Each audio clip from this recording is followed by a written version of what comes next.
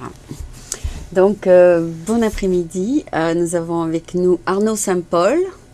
Je ne sais pas s'il est instant, mais on va découvrir ça ensemble. Donc, il est ici dans la Silicon Valley. Je l'ai rencontré et je l'ai invité pour savoir un peu ce qu'il fait ici.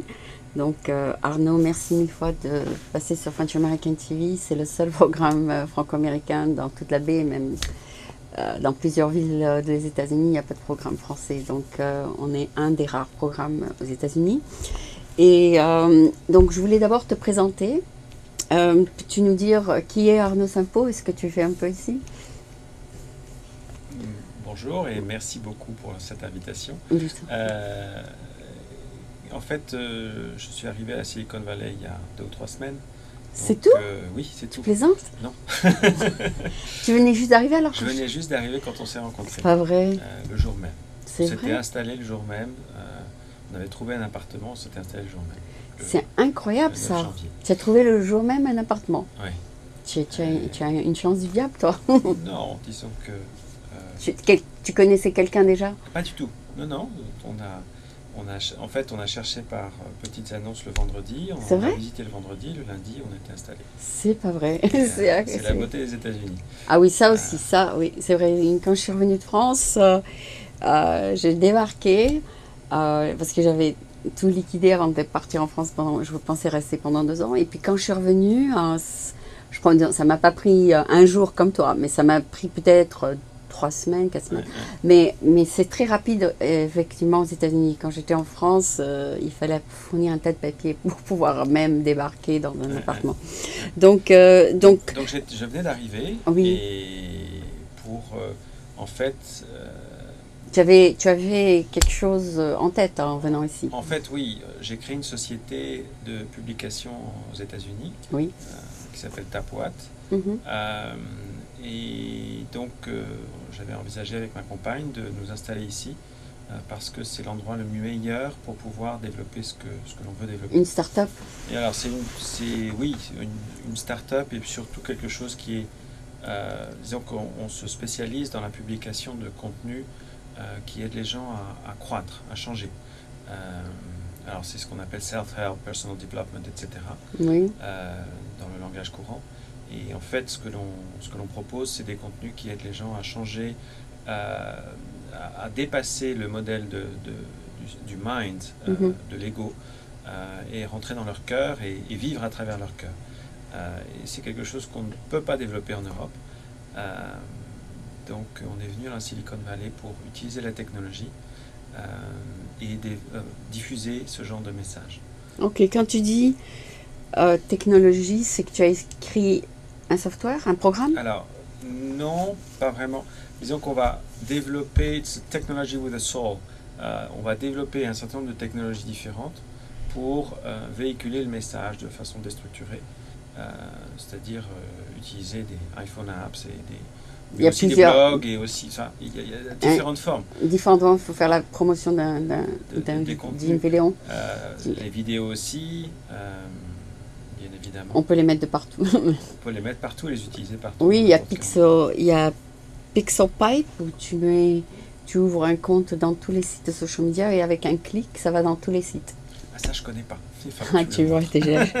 Et je vais t'en donner un autre. Il y a ping.fr. C'est à peu près le même système. Tu t'enregistres dans tous les sites et puis ça va partout. D'accord. Bon, oui, PixelPipe, ça vaut le coup parce que tu n'as pas besoin d'aller un par un dans tous les sites de social media. Et donc, c'est ça fait gagner du temps en fait. Bon, je regarderai ça comme outil. Je viens juste d'arriver. Oui, il y a beaucoup de choses qui se développent ici. Et puis peut-être un peu plus tard, ça touche un peu les Français, parce que ça prend un relais d'aller d'ici vers la France. Mais oui. Ici, c'est une fois que quelque chose est bon, tout de suite, ça passe de bouche à oreille et ça va vite. Donc toi, tu as un système. Alors, on va prendre peut-être un exemple concret. Oui. Suppose que tu as cette vidéo dans ta main, ou que je t'envoie le lien, où la mettrais-tu? Cette vidéo en particulier n'est pas vraiment le type de contenu qu'on va diffuser. Ah bon? Disons qu'on crée des contenus. Alors ça peut être, à l'heure actuelle, on a un certain nombre de livres qui ont été écrits. D'accord. On en crée des cours derrière un processus qui va permettre derrière d'aider les personnes qui veulent changer ou se développer, de suivre ce processus, cette étape. Et au fur et à mesure de leur développement, ils vont utiliser un certain nombre d'outils qui peuvent être des jeux avec un contenu différent. Où ils peuvent mettre le contenu. Alors c'est nous qui mettons les contenus, mais à travers le jeu, ils apprennent à être différents. Ah bon? Oui. Est-ce qu'il y a un moyen, c'est-à-dire sans te forcer, est-ce qu'il y a un moyen de donner un exemple concret, par exemple? Alors, c'est encore un peu tôt pour donner des exemples concrets. Aujourd'hui, la première étape de notre société a été une étape classique où on a écrit des contenus, des livres. Et tu écris des livres toi-même? Oui, je suis écrivain. Ah, d'accord. J'étais, comment on appelle ça en français, je ne sais plus, healer. Oui? Pendant une bonne dizaine d'années, j'ai écrit De quelle manière tu fais le healing? Energy healing. Ah bon? Oui. C'est pas vrai? Si. C'est incroyable. Et j'étais dans la finance et dans les télécommunications. Mais je crois que tu as healed notre système ici. Peut-être. Parce que avant il fallait pousser 2 fois et tout d'un coup ça s'est réparé. J'ai eu une intuition de dire ça. D'accord, tu fais energy healing avec tes mains? Oui, entre autres, oui. D'accord, donc avec l'énergie qui sort de ta main. On peut le voir comme ça. Il n'y a pas que cette façon-là, mais il y a celle-là aussi, oui. D'accord. Est-ce que tu dois réchauffer tes mains d'abord? Non. Il n'y a pas besoin. C'est vrai? Donc, est-ce que tu as fait des miracles? Tous les jours, tu en fais? Ah, c'est bien. Aussi. Moi aussi? Bien sûr. Moi, ce qu'on m'a dit, c'est que quand quelqu'un entend sa voix, ça les guérit. Enfin, il y a un processus qui se passe, et quand ils entendent leur voix, c'est une forme de healing. Est-ce que c'est vrai?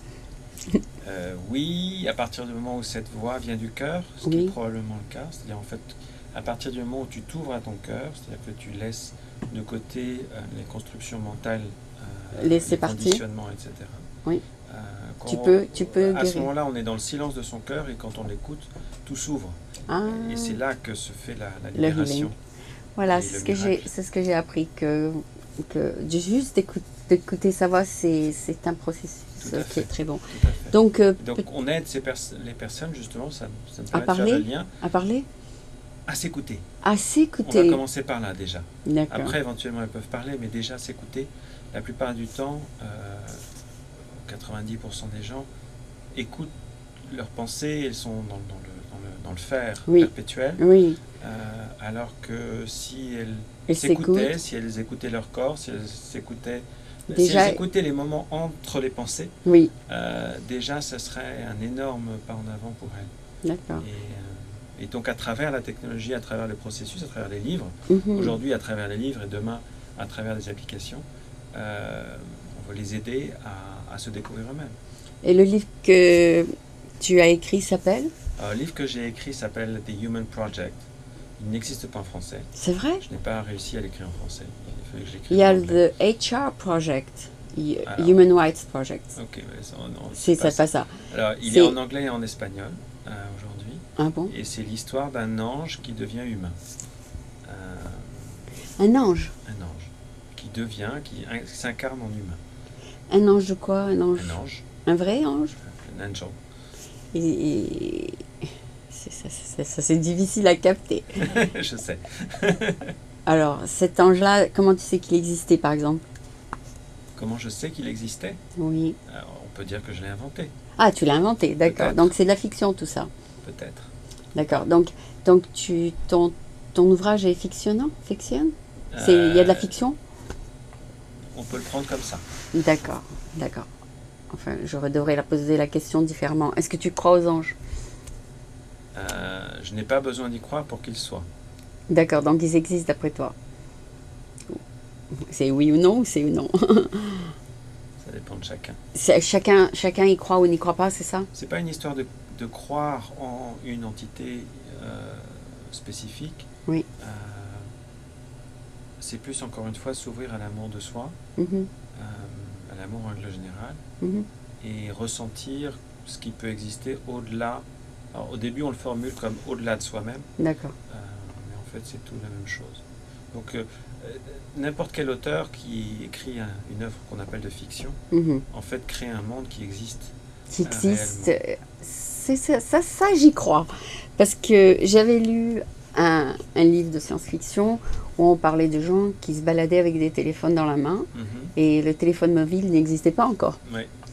Et puis maintenant, c'est une réalité. Donc les livres de science-fiction d'avant sont maintenant une réalité. Ouais. Tu es d'accord avec ça? Tout à fait. Et voilà. Même qui plus est, à l'époque, quand tu as lu ce livre, ce monde-là existait déjà, mais il était encore non matérialisé. D'accord. Et il allait se matérialiser dans ton futur, en l'occurrence. D'accord. Donc il y a des mondes qui vont se développer plus tard, que on sait qu'ils existent, mais qui ne sont pas là encore. C'est ainsi qu'est fait ce qu'on appelle notre réalité, c'est-à-dire que c'est la jonction de millions de dimensions différentes qui se manifestent d'une certaine façon à un moment donné, mais qui ne sont jamais que le reflet de nous-mêmes. D'accord. Ça, c'est une autre... D'accord. Donc les gens qui ont beaucoup d'imagination sont les plus grands créateurs, peut-être. C'est ceux qui se sont ouverts à leur imagination. Nous sommes tous créateurs, autant que sans aucun doute. D'accord. Mais il y a des gens qui disent non, c'est pas possible, voilà, et ils bloquent. Moi, je ne suis pas... ça n'est pas moi ou effectivement, je ne vaux pas suffisamment pour pouvoir créer, voilà. Ou ça ne m'intéresse pas, et ainsi de suite. Et on laisse tomber. C'est parfait. Ouais. Et c'est très bien comme ça. Mais on a tous le même niveau de création. Ouais. Comme les gens qui disent je veux aller sur la Lune, alors que tout le monde lui dit bon, c'est pas possible pour l'instant. Peut-être ce sera possible dans quelques centaines d'années, je sais pas. Enfin, c'est ça un peu le système. Enfin, le principe, c'est ça. C'est écouter sa voix, la voix de son cœur et la suivre. C'est-à-dire. Mais des fois, oui, technologiquement, c'est pas possible ou. Oui. Ça se manifestera, il n'y a pas de problème. Ah oui? Oui, toujours. Donne-nous un petit exemple. Tu peux nous donner un petit exemple? Un exemple de quoi? De quelque chose que tu as manifesté, que tu pensais que ce serait impossible et ça c'est devenu la vérité. Peut-être de venir aux États-Unis. Lequel? Ah, il y en a plusieurs. Oh là, il y en a plein. D'être ton propre boss, peut-être, je sais pas. Non, ça, j'ai toujours été toute ma vie. C'est vrai? Oui. C'est un exemple, une anecdote inverse qui s'est passée ce matin. Ce matin, c'est un exemple un peu idiot peut-être, mais je regardais, je mets petit déjeuner, mon wallet, je mets toutes les pièces, etc. dans un bol. Oui. Et exceptionnellement, je me suis dit, tiens, je vais prendre des pièces qu'il y avait dans le bol, parce que je les prends jamais. Et je me suis dit, non, je vais pas faire ça, parce que c'est du poids. Ça a l'air, oui, surtout pour les hommes, oui, qui n'ont pas de sac. Et en fait, j'avais besoin de cette pièce-là pour parquer la voiture cet après-midi, j'y avais pas pensé. Donc nous avons des intuitions. Et des fois, il faut les suivre. Il faut tout le temps les suivre. Ah, il faut tout le temps. On ne se donne pas la valeur suffisante, on n'arrive pas à se croire suffisamment pour pouvoir les suivre, quelquefois. Quelquefois, si. D'autres fois, non. Maintenant, pour revenir à ta question, par exemple, l'appartement dont on parlait tout à l'heure, on savait exactement ce qu'on voulait, à côté d'un mall qui soit un peu à l'extérieur pour pouvoir écrire, donc qu'il n'y ait pas de bruit, etc. D'accord. Et qui soit quand même proche de la Silicon Valley. D'accord. Et on a trouvé exactement ça, sans chercher, en 2 jours. C'est vrai. Donc... parce que ce que tu voulais, c'est manifesté. Ça paraissait être la quadrature du cercle, a priori, mais pourtant, c'est ce qu'on a exactement trouvé. Ah, c'est bien. Et pour ça, on a fait toute la Californie pendant 1 mois. Donc c'était.